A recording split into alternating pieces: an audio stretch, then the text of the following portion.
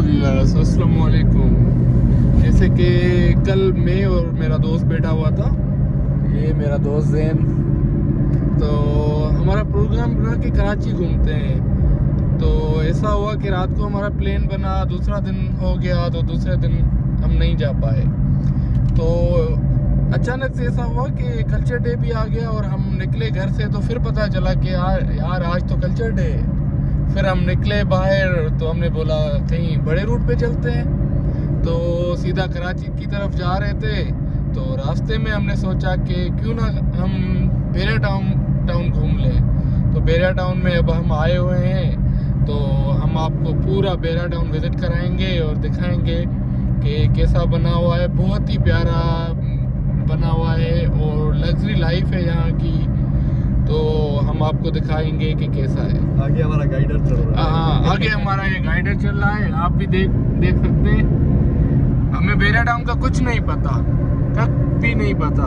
तो ये आगे ये भाई चल रहा है, हम इसके पीछे चल रहे हैं। जहाँ ये जाएगा वहाँ हम जाएंगे।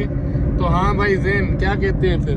हाँ भाई, आज तो बेरिया टाउन घूमना है और पूरा घूमना है इंशाल्लाह। और क्या बेरिया टाउन के अलावा क्या घूमना है आज? और कराची चलते हैं, फिर देखते हैं वहाँ पे क्या शुगर मेला है।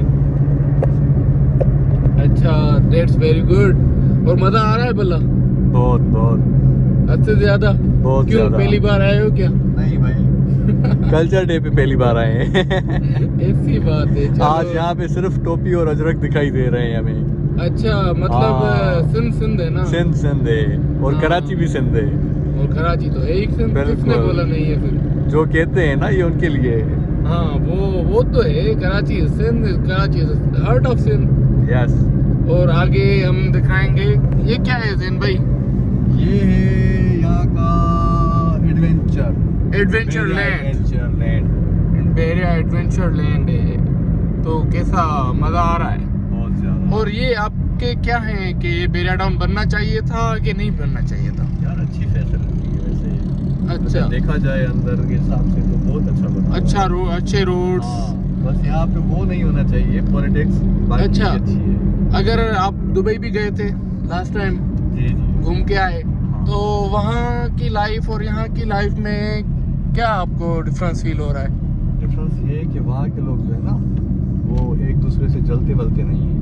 अच्छा। वो कहते हैं कि सब तरक्की करे, अच्छा। सब खुश हो। लेकिन यहाँ हमारे पास ये है कि अगर कोई दूसरा तरक्की करेगा ना, तो हम उसको पकड़ के नीचे गिराएंगे। नहीं, मैं उस हिसाब से नहीं बोल रहा था। नहीं, यहाँ मैं पे बोल ये- रहा हूँ कि देखिए, मसला ये है कि लग्जरी लाइफ इंसान खुद बनाता है अपनी।